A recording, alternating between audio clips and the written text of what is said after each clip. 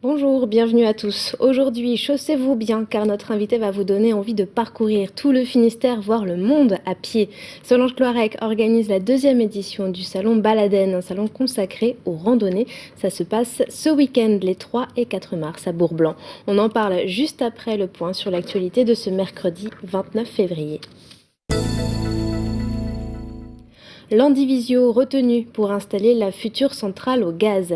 Éric Besson, le ministre de l'Industrie, l'a annoncé ce mercredi après-midi depuis Paris. Une centrale très bien accueillie par les élus de la commune, beaucoup moins par le collectif Gaspard qui souhaite l'abandon de ce projet. Reportage de Frédéric Lorenzo.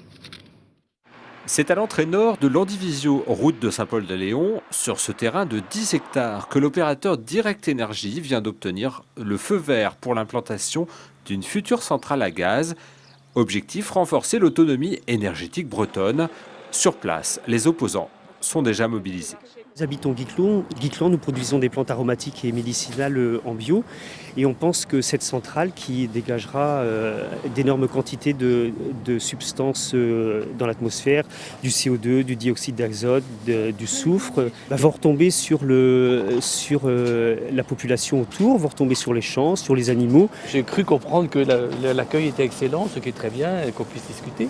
Mais personnellement, je suis pour la centrale. J'espère qu'elle se fera et qu'elle se fera à l'Andivisio. Loin d'être local, le mouvement d'opposition est départemental avec le collectif Gaspard qui avance d'autres arguments contre le choix de l'Andivisio. Si on se réfère à l'appel d'offres, c'est sans doute le projet le plus coûteux en termes d'investissement public, renforcement du gazoduc, enfouissement des lignes qui se raccorderaient à la Martyre. Donc là, on est sur vraiment des sommes assez importantes. Qu'est-ce qu'on va faire pendant 4-5 ans ? On va peut-être solliciter la population pour qu'elle aille directement interpeller ses élus. Pour ou contre la centrale à l'Andivisio, le débat ce sera dès ce vendredi avec une réunion publique organisée par les opposants. Et pour dénoncer ce projet de centrale au gaz, le collectif Gaspard appelle à manifester samedi à l'Andivisio à partir de 10h. Journée de mobilisation dans le Finistère ce mercredi pour protester contre le plan d'austérité européen mis en place par le gouvernement. Vous le voyez sur ces images, 300 manifestants se sont rassemblés à Brest, 450 personnes ont manifesté à Quimper, 300 à Morlaix et une centaine à Quimperlé. Autre mobilisation à Brest ce mercredi pour Laïla, une mère de famille ressortissante marocaine sans papier. Elle avait un titre de séjour qui n'a pas été renouvelé en 2010. Laïla était convoquée au commissariat central de police ce mercredi matin avec son enfant et son passeport. Elle craignait l'annonce de son expulsion. Laïla a répondu à sa convocation sans sa fille de 3 ans et sans passeport. Une trentaine de personnes est venue la soutenir. Résultat, Laïla est repartie avec une assignation à résidence de 45 jours. On écoute sa réaction. Solidarité avec Laïla. Solidarité avec Laïla. J'ai en fait une assignation à résidence pendant 45 jours. Je dois me présenter au commissariat tous les 2 jours pour signer, quoi. Je ne dois pas quitter Brest. Si je veux voyager ou quoi que ce soit, il faut prévenir. Je ne comprends pas trop pourquoi je suis assignée à résidence. Je ne sais pas pourquoi, qu'est-ce que j'ai fait pour venir signer tous les 2 jours. Moi, je ne vais pas m'enfuir quand même. C'est vrai que le problème va se reposer, mais nous, on va être vigilants. Il y a un collectif de soutien qui s'est mobilisé ce matin et qui restera mobilisé pendant les 45 jours. Elle va devoir venir signer tous les 2 jours. Il y aura des membres de ce collectif systématiquement avec elle et elle ne viendra pas avec sa fille pour être sûre de ne pas mettre en danger et qu'une expulsion soit rendue impossible. Situation toujours bloquée à Ouessant, au cœur de la polémique, la diminution des liaisons aériennes entre l'île et le continent. Ce mercredi, une délégation de Ouessantins a été reçue au Conseil général à Quimper. Élus et éliens campent sur leur position. Le Conseil général a annoncé il y a 2 semaines que le nombre de rotations aériennes passerait de 363 à 272 jours par an. De leur côté, les Ouessantins ont prévu de manifester samedi à l'arrivée du bateau. On poursuit avec ces images du très rare chalutier immatriculé à Saint-Malo. Il a fait naufrage ce mercredi matin au large de l'île de Bas. À son bord, 5 marins sains et saufs. Ils ont été élitreillés et transportés à l'hôpital de la Cavale Blanche. à Brest. Bonne nouvelle, TBO est sur Numéricable depuis ce mercredi matin. Vous pouvez désormais regarder tous nos programmes sur le canal 95. Alors faites tourner l'information. Prochaine étape, TBO arrive sur Orange dans quelques semaines. Direction Plabennec à présent, où des élèves des maisons familiales rurales préparent un flash mob. 400 élèves vont danser le 22 mars à Guipava au rythme de la musique africaine, une action symbolique pour évoquer les liens entre les maisons familiales rurales du Finistère et celles du Mali. Mardi, une centaine d'élèves s'est entraînée à Plabennec, ambiance avec Frédéric Lorenzon et Camille Urquin.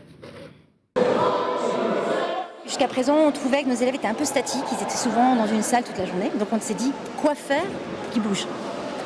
Et on a pensé que, tiens, pourquoi pas les faire danser. C'est vrai que les flash mobs, maintenant, ça a quelques années comme concept, mais on a vu dans d'autres établissements scolaires la chose se faire d'ailleurs, et on trouvait que c'était une super idée. Pour qu'ils découvrent leur corps autrement, voilà, qu'ils découvrent une culture différente, parce qu'on a vraiment voulu axer du coup sur la danse africaine. Cette flash mob va être filmée, et le but c'est que ce petit film, on puisse l'utiliser comme support pour communiquer avec les jeunes Maliens qui sont en train de rejoindre les MFR là-bas.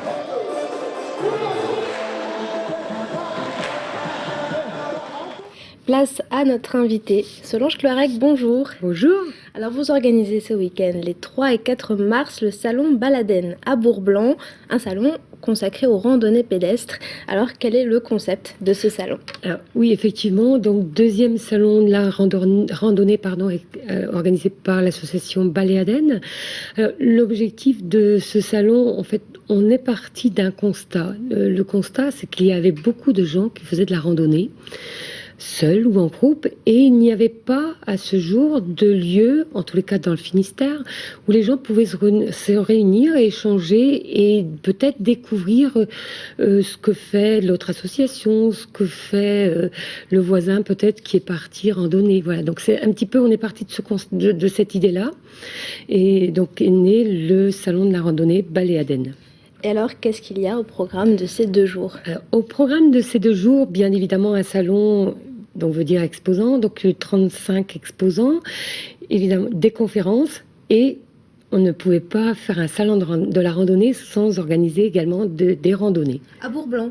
Sur Bourg-Blanc, effectivement, tout va se passer sur Bourg-Blanc, puisque l'idée, c'est aussi de faire découvrir Bourg-Blanc et sa richesse au niveau patrimoine, puisqu'effectivement, moi-même, n'étant pas originaire de Bourg-Blanc, j'ai découvert énormément de sentiers agréables et un patrimoine très riche au niveau architectural.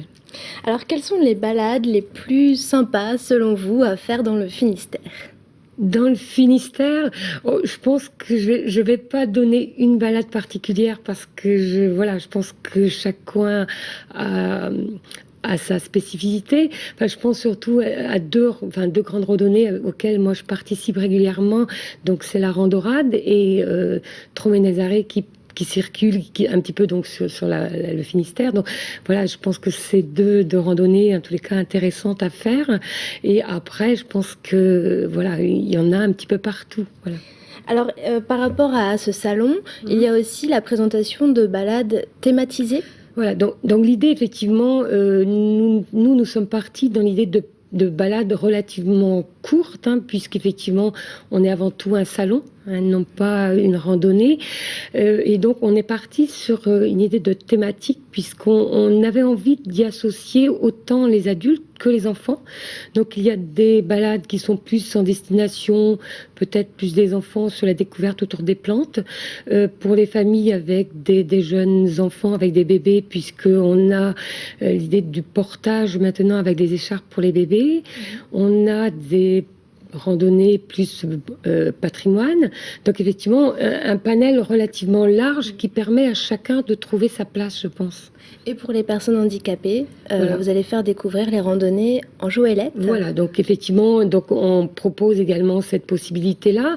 Mais par contre, les gens qui le souhaitent, effectivement, il est important de nous appeler ou nous emmener, en tous les cas, un message sur notre site Baléaden, puisqu'effectivement, donc on organise en fonction, effectivement, de nos demandes. Et est-ce que c'est destiné à un type de public particulier ?